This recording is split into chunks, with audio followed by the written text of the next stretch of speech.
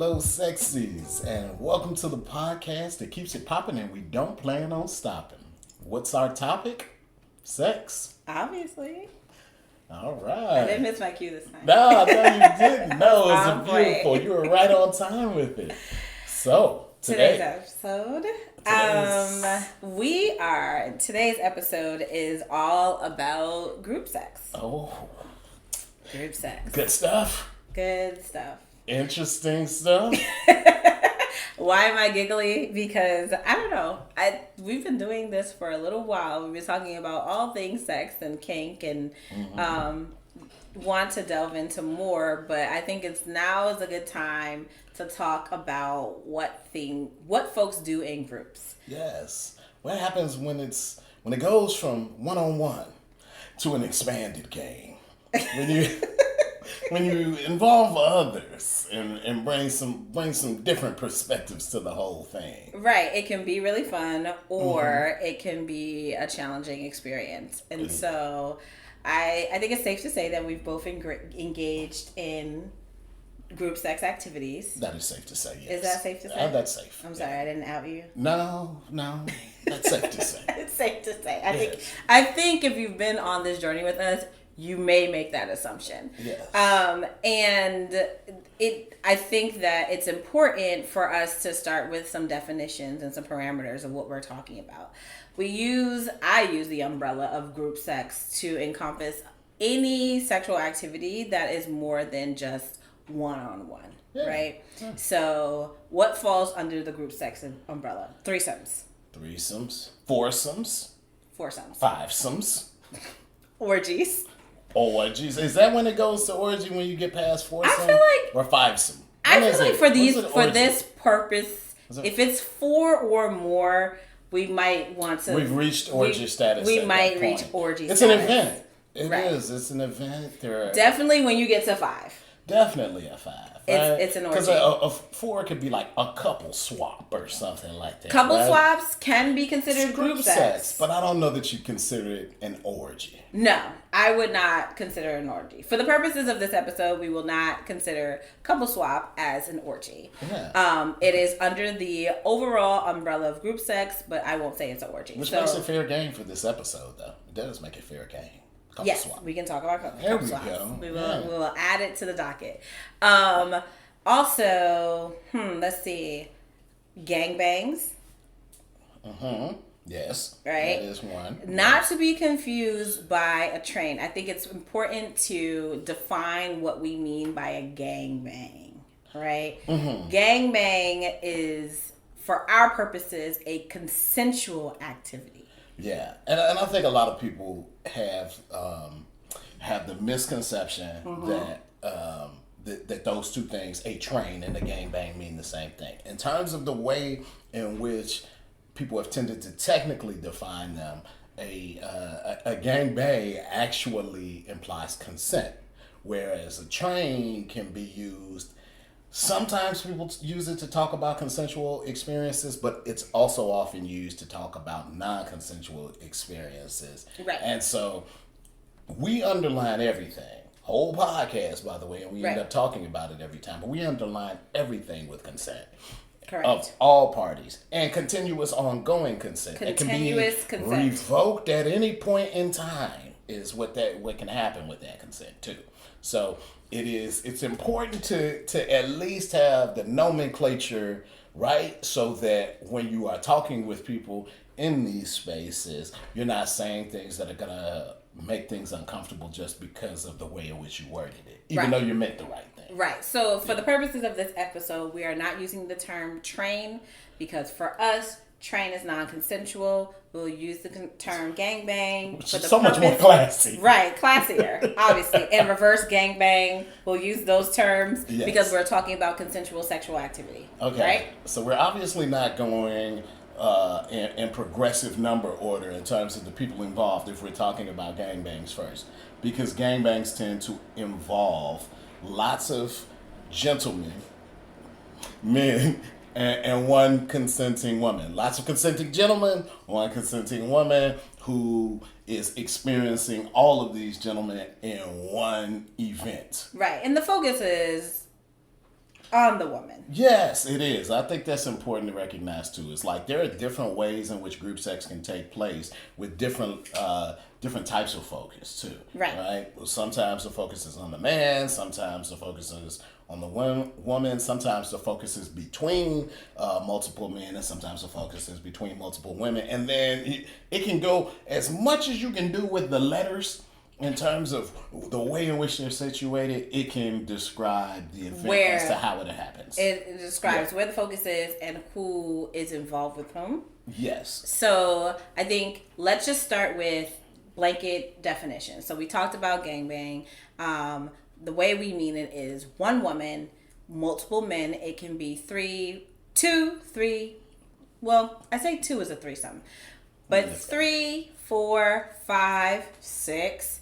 However many. There's some world records out there. I don't know if Guinness is keeping them, but there Not the Guinness World Records. I was gonna say I don't know if Guinness does that, right? But it is Guinness true. Uncensored. It is. I was gonna say it's there. There's got to be a record somewhere of somebody that's done the most. Right. So multiple men, one woman is gangbang. Multiple. Yeah, you're right. I'm there. Okay, I got I'm confused for a second. You're right. Because it can be confusing. It can. When we're talking about groups, right? A lot of words. If we flip it, right, one man, multiple women will, for this purpose, call it a reverse gangbang. I've heard it called other things, but reverse gangbang I think is the one that I've reverse seen a lot. Gangbang. Yes. So that's our definition of gangbang. Now let's talk about threesomes. Okay. All right. Threesomes, 3 people, right? Simple. Yeah. It can be 2 women and a man, right? And it can go with multiple configurations. So it can be a FMF threesome, right? Mm-hmm.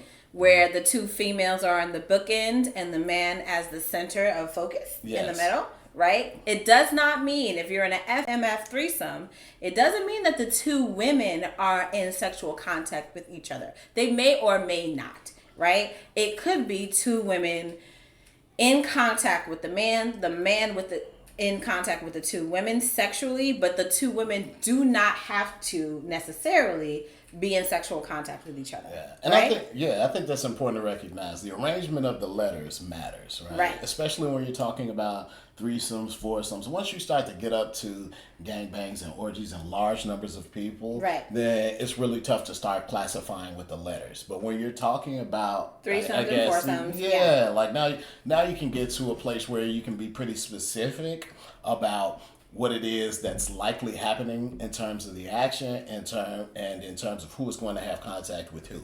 Right. So from an educational purpose, especially for our listeners here, when the letters are together, especially for guys, if someone is saying they would like an MMF threesome, if you're a gentleman who is a heterosexual gentleman, that might not be what you want. It's probably not, right? Because the likelihood is these people are advertising their desire to have sex with a bisexual man, or at least one who's willing to have contact with another man. Right. And so that's pay attention, folks. Right, exactly. Because you might not get what you want. Right, exactly. You might get something that you very much do not want if unless you're ready for that type of deal. Right? So going in that vein, if you have a FFM threesome, right? The 2 females, the 2 Fs are together, right? And so that most likely are bisexual women. Yes. Or, it could be a lesbian woman with a bisexual woman that also will engage with the man. So the 2 Fs together, that type of threesome, those women are usually more likely than not engaged with each other. And then they're bringing this man into that engagement. Yes, right? It doesn't mean that each one of the women is going to engage with the man in a certain way. It describes the way in which those 2 women are likely to engage with one another. Correct. And I think, so this, if you haven't gathered already, then you probably should. Like, there's nuance here, and communication is very necessary. Right? Especially if you are doing this with your partner and you're engaged with that person as a couple, because lots of awkward things can happen when you aren't clear about what it is that you want, what you're comfortable with and what you're uncomfortable with, and where your boundaries are. Right. And we talk, I think in every single episode, we talk so much about consent, but also open, honest, transparent communication. Yes. Because I think you can say to yourself, wow, I'd like to have a threesome. This is, something that I want to engage in. That sounds like fun. But what kind and how you want to engage in a threesome is so much more important than like saying I want to have a threesome. I think in the movies and film and porn, you just have this idea that just a spontaneous threesome just pops up. And some people do have spontaneous threesomes and that pops up. But there has to be some kind of communication that happens beforehand so that you know that you're engaging in the way that is comfortable for everyone involved. Yes. I would not advise just winging it.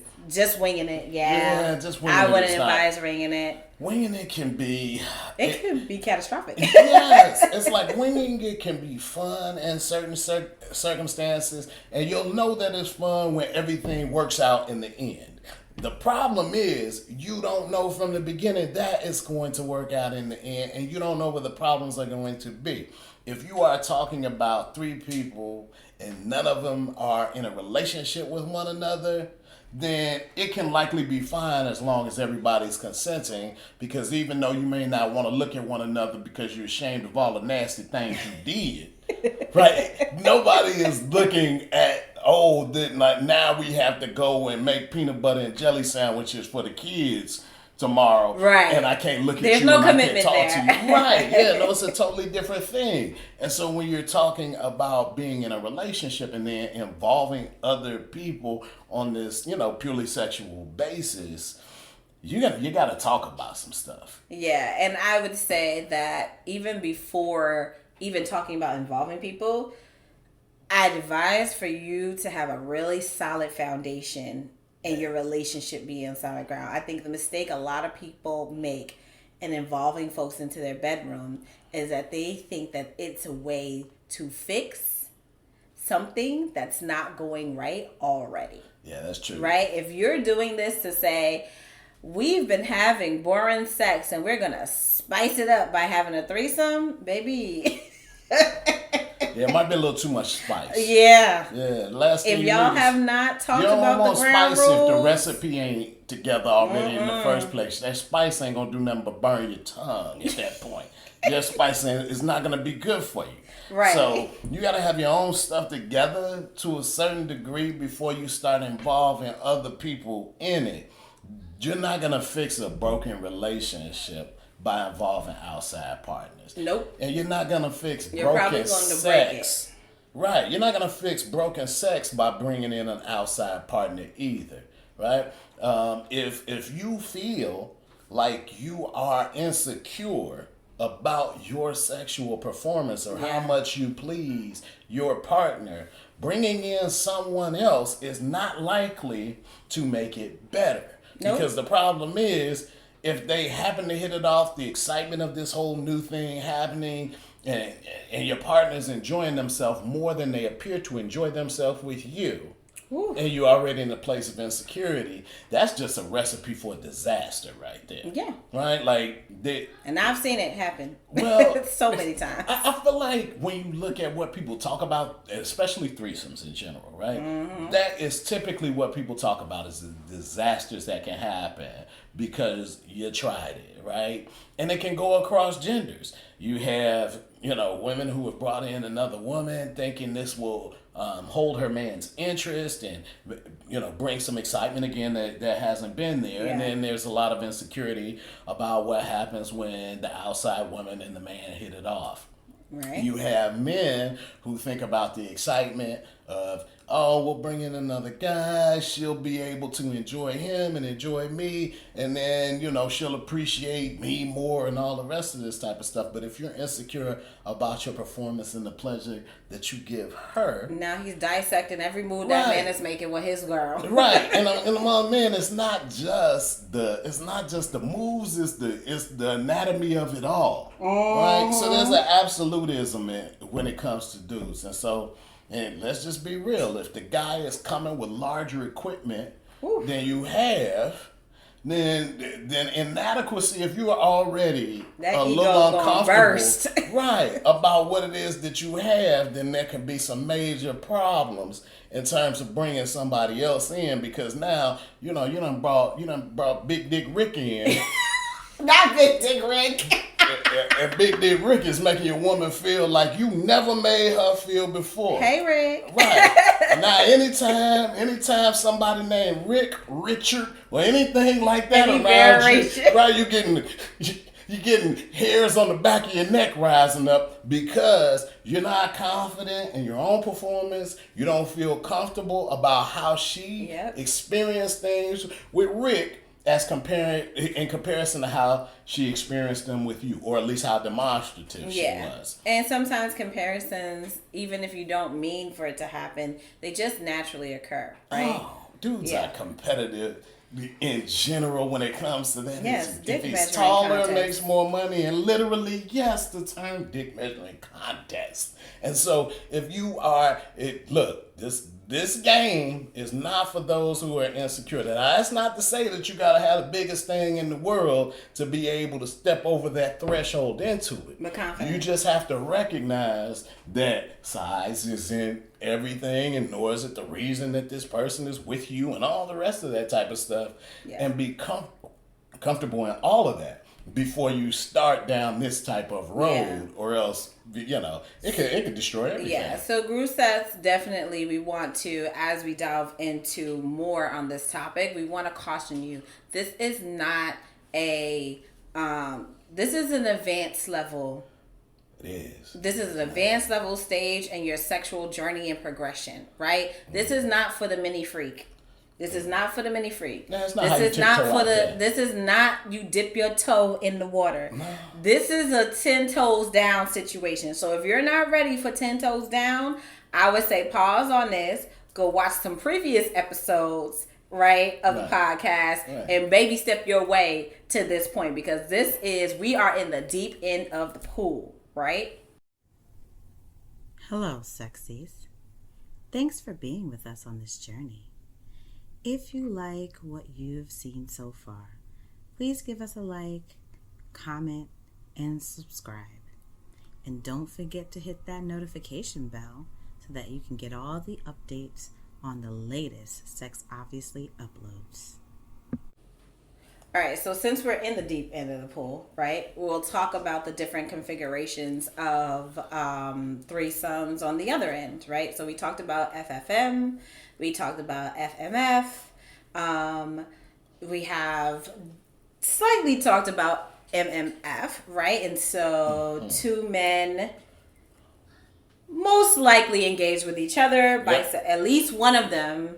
Probably both of them are bisexual. At least one. You don't find dudes that cool with a bunch of contact where the M would be next. Well, I'm just saying it could be a gay man, a bisexual man, and a woman. Sure. Yes, right? We can have that. But those two men are in contact with each other, right? And in contact with the woman.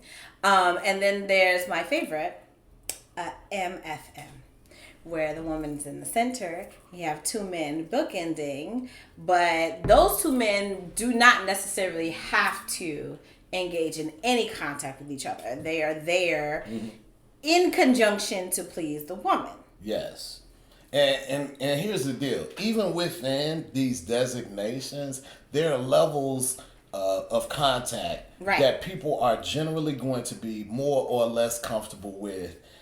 Just completely, right? So there are guys who do not want at any point in time, the male skin to touch the other male skin. Don't touch me with your penis. Or anything else for that matter, right? So you're working on opposite sides, opposite ends. Correct. Those types of things. Whereas there are, even within an MFM, situations where people may be engaged in a double penetration, where one man is inserted into the anus while the other is inserted into the vagina, and then they're for lack of a better term, the balls are slapping against one another, right? And so men have no problem because they're just engaged in the act and it doesn't mean anything to them. Exactly. So here's the deal. You've got to be comfortable with whatever it is that you obviously decide to engage in. Mm-hmm. There are people who don't want any physical touch from somebody of the same sex.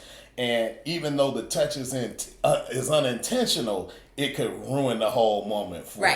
Right? And so this is where the discussions of boundaries comes in with stuff like that, right? Absolutely. Because you have to know ahead of time, and I think everybody needs to know, because people come in with things that they like to have happen, right? If a woman wants to be double penetrated by two men with their penises, then there are certain anatomical things that can't be avoided. A joy. Well, there you go. But I'm saying there's certain anatomical things that you're not going to be able to avoid that type of contact. Right. Well, if you're dead set against that, that's how you end up having a nightmare threesome, because you engage in something that is going to make you uncomfortable at the moment, potentially uncomfortable after. It may make you feel like group sex is not for you just in general, because of that. And speaking from someone that has had a nightmare threesome once in life, I won't say a time or two, it is really important to discuss what these boundaries are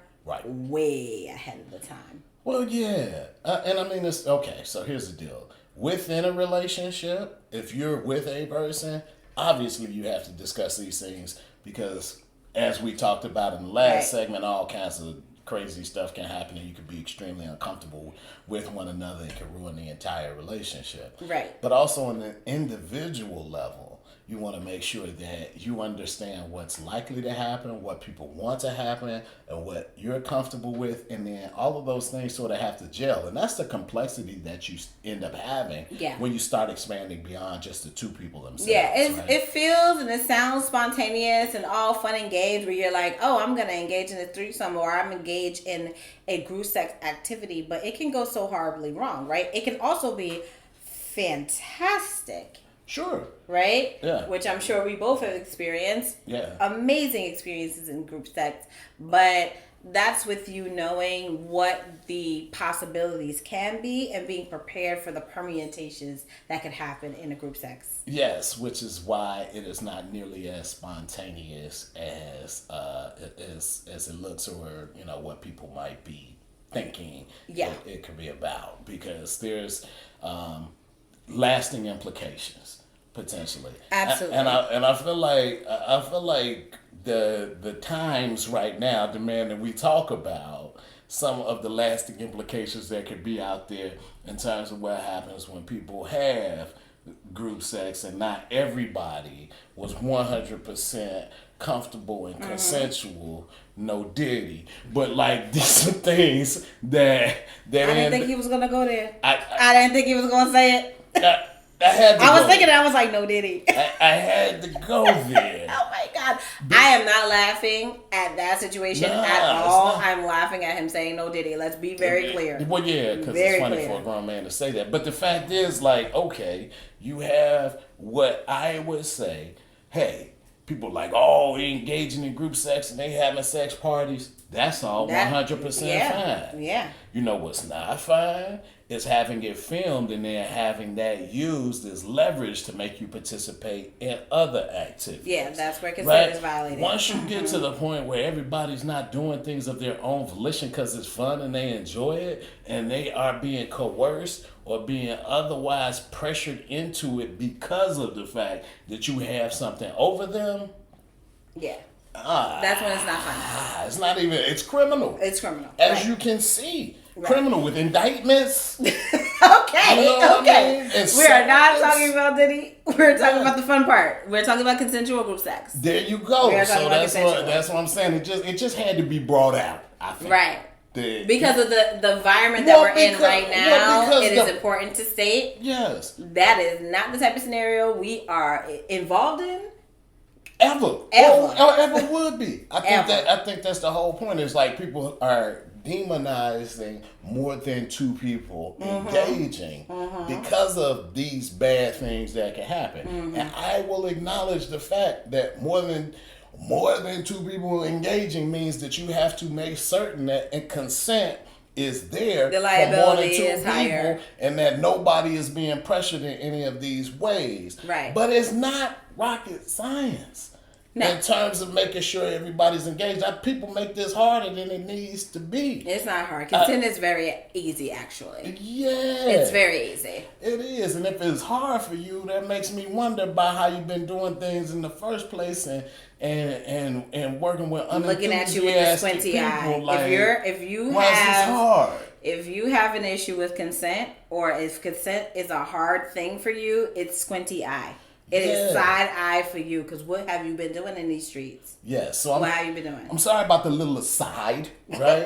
I don't mean to take. I don't No, mean to but take it's appropriate take because the focus off. we of want our listeners to know that we are talking about adult people doing adult things in a way in which they want to do it.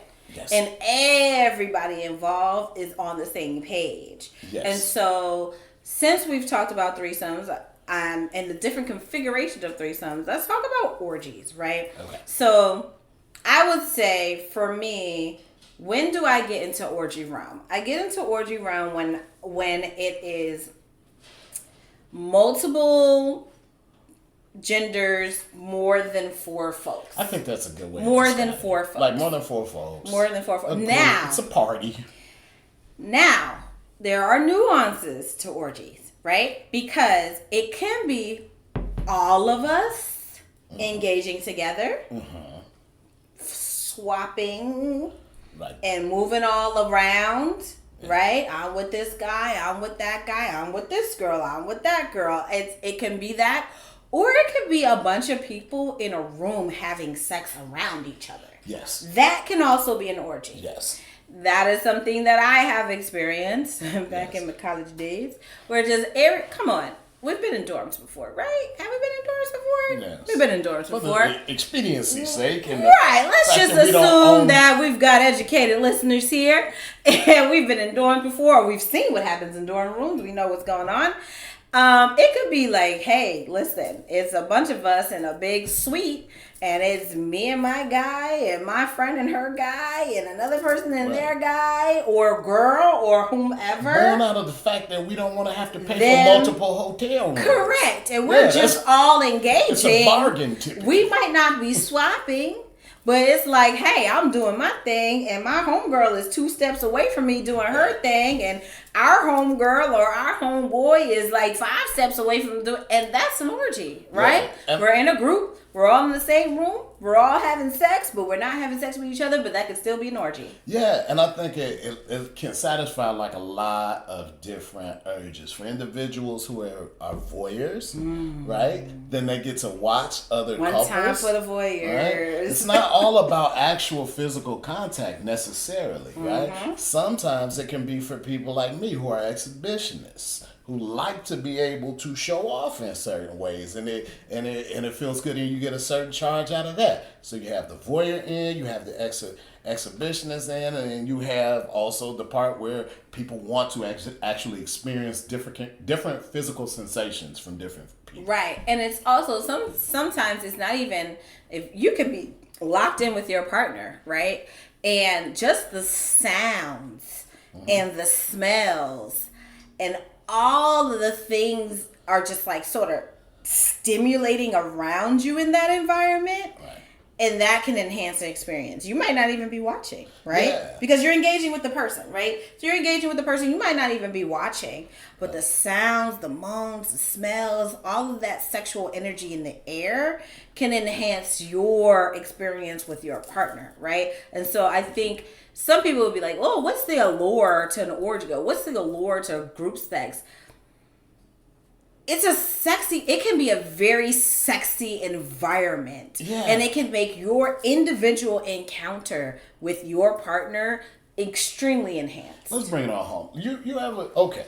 So if Yes, you've ever I been in have. a I've always relationship been ever. where you have sex with the same person in the same place, even if you do it in different ways, but it's in the same place, on the same bed, with the same colors, with the same everything else, and it's just Are the you trying two to tell of me you. I need to change my sheet color? I'm not trying to tell you anything. What I'm saying is there are people who get a certain sense of ennui. But Yeah. because of the fact that it's just all the same setting. It's routine. Right. And so this very much breaks the routine, very much makes it, even if you don't engage physically with other people, Right. now you have other sensory things happening and other senses of stimulation that, as you said, can heighten the experience between just the two people within that couple. Yep. Right, and Absolutely. so you have those elements of what it is that can happen because of just others being involved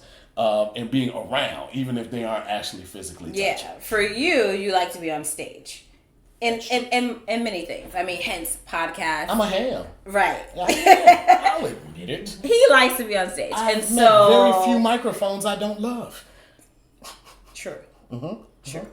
And so for you, right, even if you're not engaging with others, the fact that someone is watching you do your thing, right, heightens the entire experience for you. It does.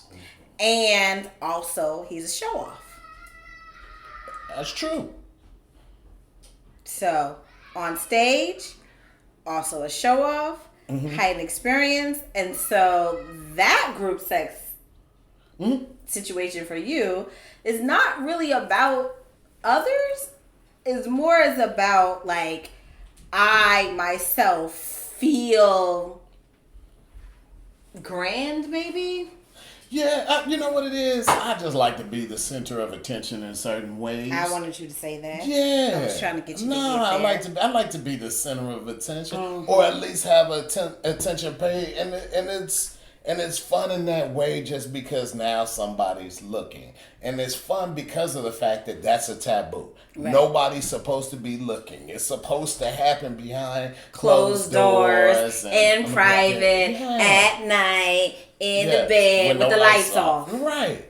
And so, since I'm not doing none of that, I'm out there, butt naked with one athletic sock on in front of people. In the streets. I feel like at that moment, I'm bucking all the trends, right? I'm a rebel with my penis. And that right there can be its own fun. And so, And then he gonna show off. well, All the moves that he been thinking about in his head. He yeah. about to get it I'm gonna hit in. her with the supercalifragilistic at that point, right?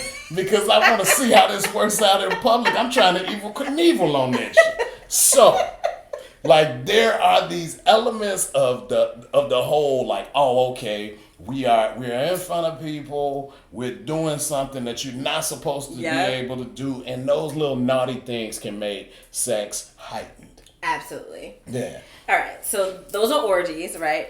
Orgies. And then we talked about gangbangs. We talked about threesomes. How do you get into it, right? How do you where are the locations? What is the like, because everybody's not like, for me, I'm not a person that's like, oh, I'm out in the streets, I see some sexy people, couples, and I'm like, I'm gonna invite y'all to my house and let's just get it on in front of each other. Yeah. That's not me. And I would imagine many of you, that's not you either. Yeah, don't just invite people to your crib right off the bat. Nobody. That's just not a safe even thing my to friends do. don't really come to my No, house. that's just not a safe thing to do. So how do you, if you are interested and you're like, hey, I have gone down this kinky journey and I'm finding myself a little bit like an exhibitionist or a little bit like a voyeur, and I'm thinking about engaging in a group sex activity, how do you start? Like, where do you go? Yeah, and I think that's a good point, right? Like, because either you start with your freakiest friend who probably already knows some stuff and ask some questions, or you can turn to the internet, which has the answers to so many questions. So there are sites out there. There's one called SDC.com. There's one called FetLife. Swing Lifestyle. There you go. These are sites where individuals who are engaged in the lifestyle, who are engaged in group sex, who are engaged in couple swapping, all of those things can go out there and talk about what it is that they're into. But also within these sites, there are events and there are parties and there are clubs. Absolutely. Yeah. So I would say there's so many levels of clubs and so many levels of events and so many parties. Yeah. There are groups on, thank goodness for the World Wide Web, right? The internet, social media. There are these groups where you can find like-minded folks that are at various different levels on their journey, Yeah. where you can sort of dip your toe, get in the pool, right, with some other people that are engaging in these activities. I would say the websites, right, SDC, FetLife, Swing Lifestyle, Worst Behavior Tour. Yeah. There are, caveat, Worst Behavior Tour is a travel group. It's a travel group. It's a travel group. It's a travel group. It's a travel group. Some of them do Okay. some things. For something, But- do a little something change for some change. Not for change. They do it for their own fun of it. Because Yes. there's True. no Yes. change. No prostitution. Yes. It's true. Yes, but But like there's groups on Twitter, there are groups on Instagram, there are groups all over social media. Once you start to kind of like find one, there's this rabbit hole that you can go down of groups and groups and groups that will, some will be for you, some will not be for you, but there are people at least that are sort of on that same page, like-minded in terms of what it is that they're looking for, what it is that they want to, willing to engage in, right? And so I would say the internet is a great source for those places. There are anything from club promoters, right? So there are sex clubs, and I'm sure in every major city, there are sex clubs where you can just go and watch and see if it tickles your fancy or not. There are resorts, nude resorts lifestyle friendly resorts, That's true. right? There are lifestyle friendly cruises that are into it. There are so many places where you can go, and I would advise for people, if this is your first entree, right? Watching, there is nothing wrong with going to watch and see what the vibe is. Because the worst thing you want to do is get into a group or get into an event or go to a club that is not your vibe and you're feeling like you want to engage, but it's like, these are not my people, this is not my tribe type of thing. So I would say go to a variety of events or clubs or trips, things like that, and find your vibe. I think we've been able to find our vibe. Yeah, for sure. And I think, okay, so here's the deal, and this is important, I think, to tell the listeners, because this stuff is not, there's some sexism in here, right? And not necessarily in the way that you think. So, if you are a single man, you're at the bottom now in terms of what your desirability at any party is, right? So if you are going to a sex club, the cost associated with you being there and going by yourself is going to be a whole lot higher than it would be if you were partnered or bringing a female friend with you. Right? So if you're a single man, be prepared to spend upwards of $100 to gain entry into a club or event where you could even watch. And I just want to prepare you for that, right? Because it's not going to be one of those things where if you're a friend and you got a friend that's a lady and you guys are going to have the same experience. No, I've got another friend who went to a club by himself. $175 is what he spent just for that one night to fall asleep at the sex club. Right? You talking about our friend. Right? Bro, if you watch it, you know who you are. You know who you are. I'm never gonna not clown you. I'm never gonna not clown you for getting in that club and spending almost $200. No, you spent, it was like a $300 night for him, Yeah. right? Because he spent Well, he like bought more 100 and liquor, something. too. He $100 to get in, and then liquor and all that stuff. So I will never Right. not clown you for falling asleep on that couch at that sex Right. club. I am always coming for you on that. So here's the deal: you go into a sex club as a man. You're about to spend a whole lot more money. Yep. Here's the good news: if you're a young single lady, you're a young single woman. Guess Young what? tenderoni. They want Might be you. about $20 to get in, Right. If that. If that, it might be free. They might pay you to come, right? That type of thing. It's it's one of those things. You can say sexism or whatever, but that's the whole. But thing. it has to do with, I think, it has to do with the way in which they gear themselves towards safety. In these atmospheres, right? A coupled man, right, feels more or is looked at as more safe because he has another person that he is attached to, right? A single woman looks, first of all, they want women in the club, right? Period. So they're not going to charge you as much. Yeah. And it is a perception that a woman by herself is going to behave in a more safe way. There's also right? the creepy factor. Yeah, There's a single there's man a by creepy himself factor. walking around a sex club just looking. It looks just creepy. feels creepy. It does. And Now, so, if he's with his girl, or even if he's with his fella, it seems less creepy. and I think that's another part that I think needs to be brought up too, because not only are these places sexist, but many of these clubs, these parties, some of these resorts, in terms of how they operate, Homophobic. are homophobic. Yep. Or at least in terms of the rules that they have, are not as open to man-on-man play. And I say that specifically because We went to a place. Yeah, but Yeah. typically women-on-women play is not something that's going to be frowned upon, and is almost looked at as a component of heterosexual sex. And so if you're a bisexual man or you're a homosexual man, it's going to be important for you to really do some investigation about the places that you go to and what it is that you're going to be able to do and enjoy there. Yeah, but there And are how much definitely There's play spaces. spaces Sure. for men that want to engage with other men that are absolutely inviting, absolutely safe, and almost absolutely exclusively for them. Sure, you just got to do your homework Yep, about do your research, about what's for going sure. to be allowed at different places that you might. We be. ended up going to a place where there was a sign posted that said no man-on-man sexual activity allowed in this space. Yeah, And we felt uncomfortable and with right, just and it's having like- the sign posted there. whether or not if you're not the type of person, even if you're not the type of person to engage in that, it's just the look of a sign that says something like that feels exclusive and feels like you're Excluding and discriminating against people. Yep. Discriminating against a person can make you uncomfortable.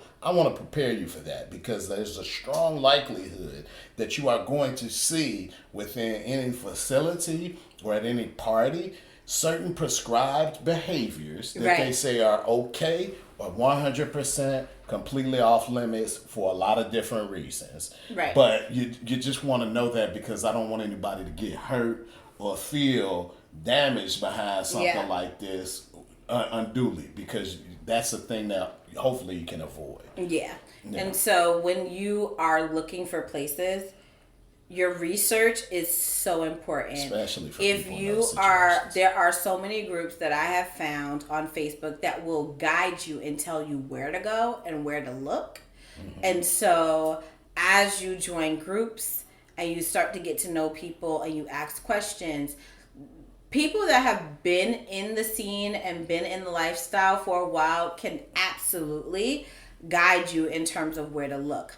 But once you're in this deep end of the pool, I will say you might not want to get out the pool. Once you're in it, the water might feel fine to you. That's another topic Yeah. right there.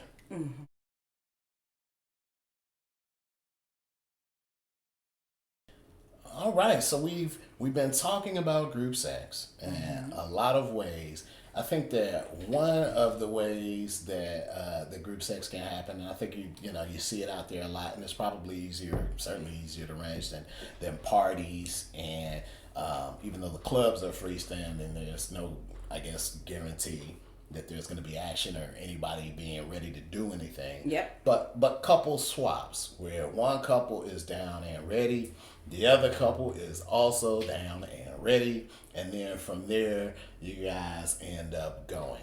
So in terms of couple swaps, what are some things that you think that the viewers need to know in terms of what to do and how couple swaps work? The individual couples themselves need to be on the same page in terms of what it is that they are wanting to do and willing to do. Yes. Right? And so you with your partner, if you are going into a situation where you're meeting another couple and you want to do a couple swap, absolutely talk about it, right? Sure. And also like how that couple swap might work, because you could be with your partner and your partner's bisexual and the other person's bisexual, and the swap can go many ways, right? Yeah, The two women in that couple can be together and the two guys can be together. Or you can just wholesale swap Yep. That's true. male to female, right? Yep. And so getting those logistics down is really important. The other thing is that there's differences in the way in which people play. So Right. some people are same room couple swap, right? Yep. Where everything's happening, everybody can see everything. You're almost just operating as a group. Then there are couples that swap and then they go into separate rooms. Absolutely. Right. Yep. And so the couple never sees their partner doing anything. And I think there are levels to things, and there are levels to what it is that you're comfortable seeing and how you can not just live with it, be comfortable and actually even enjoy it, right? And so if you're the type of person who is going to carry it in your head, if you see the image of your partner with another individual in a negative way, you're going to carry that in a negative way, then if you are committed to doing some form of swap, it probably needs to be the separate room or that type of thing, because all of this, and I think we probably could have said that in the first place, but all of this is supposed to be as play, right? This Should be fun. This should be fun, right? And so once you get to the point where the stakes of it get super serious, and there's a whole bunch of issues, and you're gonna have a whole bunch of serious conversations afterwards because there are hurt feelings, I would suggest to you, even though you can't have a time machine, but I would say before you get into something like that, be ready to have the conversations beforehand, right? Yeah. So talk about what it is that you're comfortable with or uncomfortable with. And you have to have trust built up with your partner that whatever it is that you all lay down as ground rules, those things will be adhered to, right? And so if you have boundaries in terms of what acts can happen, those need to be discussed ahead of time. If you have boundaries about what type of same-sex physical contact can happen, even just in terms of incidental touching, those things need to be discussed ahead of time. Those are really important elements, I think, of making sure that everybody can walk away from this type of thing feeling like we've all had fun and nobody feels aggrieved in any way. Yep, that's important. And so even with like couple swaps, you want to talk about, are you comfortable seeing me with another person, right? Are you comfortable with me being in the same room with you? Are you both comfortable seeing you engage with another person, even though you know that person is tied to someone, that person is coupled, that person is in a relationship? Are you comfortable seeing that? If you're not, I would suggest going to the separate rooms, right? Absolutely, yeah. And if you are comfortable seeing, what types of activity are you comfortable seeing? I've seen couple swaps where there are non-penetrative couple swaps, right? There's oral happening, there's making out or whatever, but no person is penetrating the other partner. I won't say that it is like common I won't say that's super common, but I have seen that. Sure. So you want to discuss like what sort of acts are you comfortable witnessing, and what's permissible in this. And I think that's an engagement. interesting thing, because I think naturally people think about different types of penetration, different types of sex acts maybe that you haven't done, but sometimes it's as simple as kissing, right?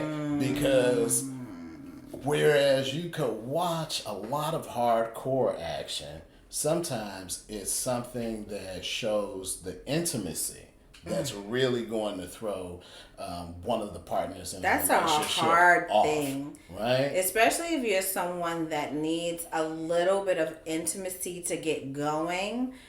Having a no kissing rule is really tough. Yeah, and I think, it can go either way in terms of your discussion about the whole kissing thing, but the discussion needs to happen. Absolutely. Because 100%.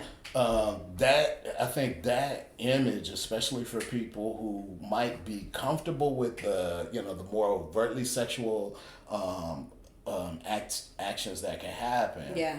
But then a kiss or those types of things, or long touching or hugging or cuddling after, could be very uncomfortable Aftercare. for a person, right? Yeah. You hear people talking about things like an individual lingering, right? So what's the difference between aftercare cuddling and people having fun versus somebody lingering? These are discussions that you need to have, because otherwise what's going to happen is you'll end up with issues in your own relationship because of how you behaved in a space that was supposed to just be play. Oh, yes. And we are speaking, I will say that a lot of the things that we talk about on this podcast, and I think it's important for listeners to know, these are experiences. Sure. A lot of these things are coming from our own personal experiences, Yeah. or things that we have seen in our friends and people that we are associated with out and about in the wild. Sure. Right? And we bring these things to the table because I know all of you may be on various levels of engagement, and we want you to be clear about what the pitfalls can be and what types of variety you may encounter out here in this space. Yeah, and it's funny because even in the designations that we've made, there's variety, I think, in terms of what things people are comfortable with and how these things happen, right? So in terms of experiences, we've engaged in a couple swap. Absolutely. Yeah, and Yeah. it was I would call it a successful couple swap. Yeah, 100%. Yeah, and so I think one of the things that made it a lot easier was that we knew the individuals in the couple. Yep. Right. We're friends. Yeah, and so that type of thing can be, I guess, can work for you, against you, depending on the nature in which you knew one another. But these were friends who were, we were comfortable with one another. Yeah. You had previously. Yeah, so it was a guy that I had dated that we swapped with him and his wife. So he knew you well before any of this engagement. I knew his wife. We had hung out. And so he had hung out with you. Sure. So we had built a connection and a relationship. Yeah. And so when we did do the couple swap, Yeah. it was a level of comfortability. Yes. And there was a level of security in the fact that we as a couple aren't going anywhere and them as a couple aren't going I think that's an important point, because Yeah. when you start talking about threesomes and bringing somebody in to a relationship, I do agree that sometimes it's easier to bring two than it is to bring one. And I Yep. say this because of the fact that you don't know if that one person is going to be interested in one of the members of the couple in a certain way, in a ongoing type of fashion, Yep. or in Yep. a way that makes the other partner uncomfortable. Right. When you're looking at a couple that is comfortable with one another and they are settled in their relationship and you don't have to worry about those things, in some ways it can make that type of group sex a little bit easier. Yeah, and I think for this particular scenario, it was one that I have seen him engage with his wife. She has seen him engage with me.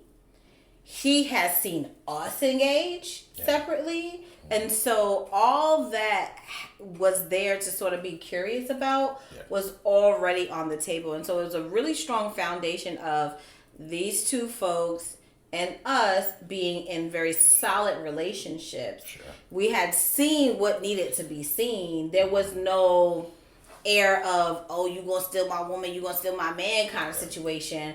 And so it was really comfortable in terms of the exchange because the stakes were low, right? Yeah, I think that's a good way to describe it. We had gone out to dinner, had a delightful time. So it was like a whole evening, really. Is what it came We down went to. on a date with the couple. I know we did.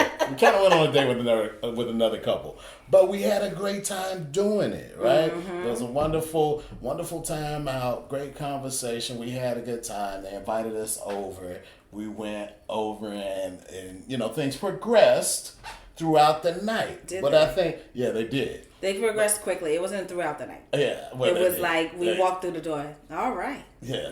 Now that we're here. Yes. Yeah, they progressed quickly, but at the same time, I don't think they progressed any quicker than anybody was comfortable with. Right. And it was really important that we spoke about the possibility Sure. of a swap situation before we even went out to dinner. Yeah, here's the deal.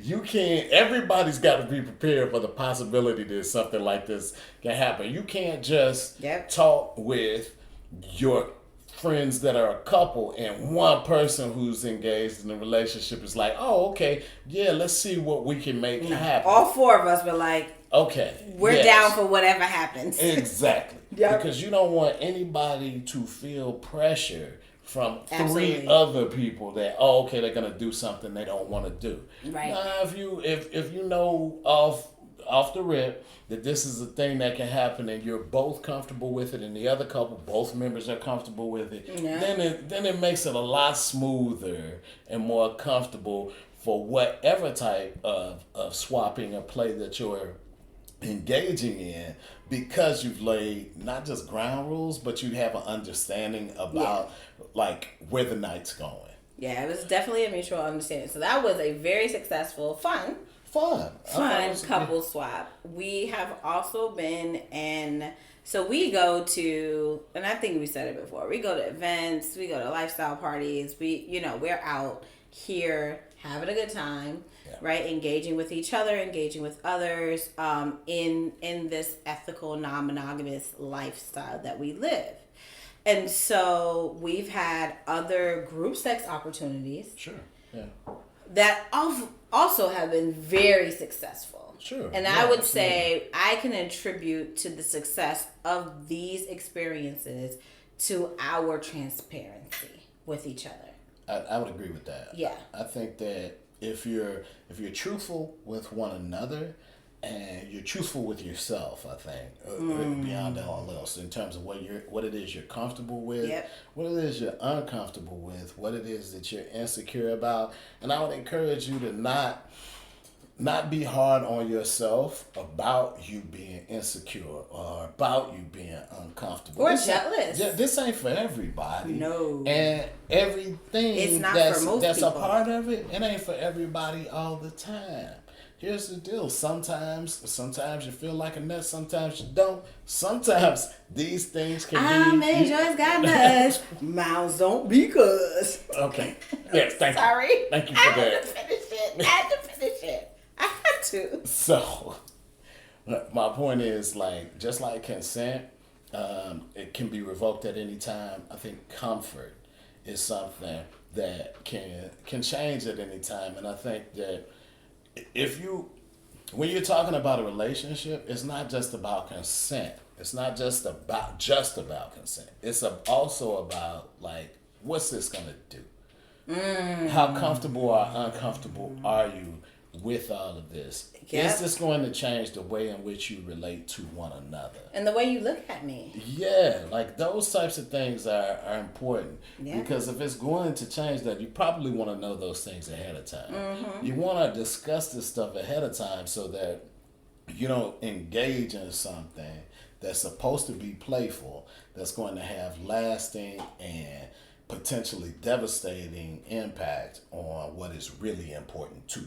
And sometimes I will say it is important to know that sometimes you don't know until you know.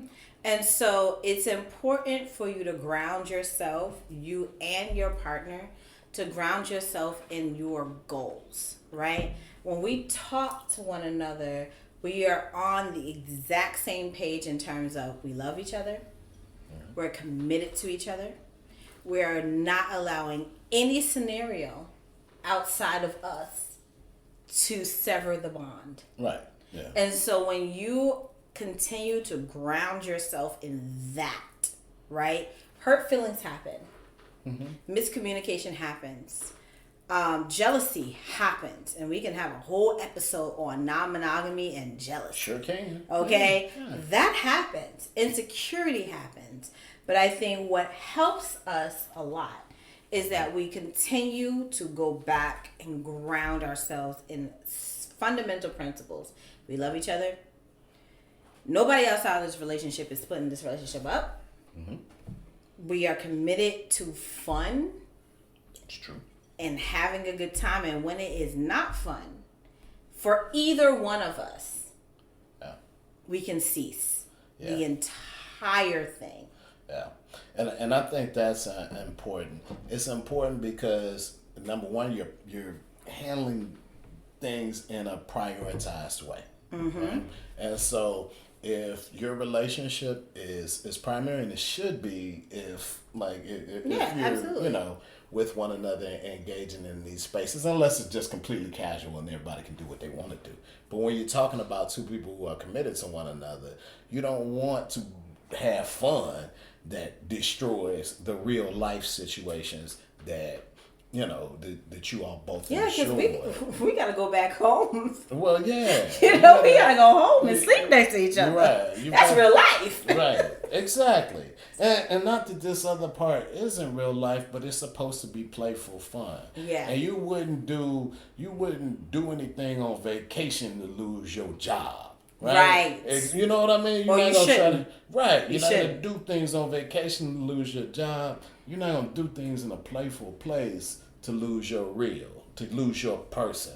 And I think that is one of those things that can happen when you are in a space you ain't got no business being in. Right. And for some people who are, either 100% monogamous in their orientation, who are sitting up there trying to do something because it seems like the thing to do. Or they're trying to keep somebody, so they figure they're going to explore and step out of their vanilla world. This is not that. Yeah. This is not the thing to do, to step outside of your vanilla lifestyle in order to keep your relationship moving and going. And that's not the thing to do. Yeah. And so we have a lot of fun. Group sex can be a lot of fun. Yeah. It is 10 toes down, deep end of the pool fun.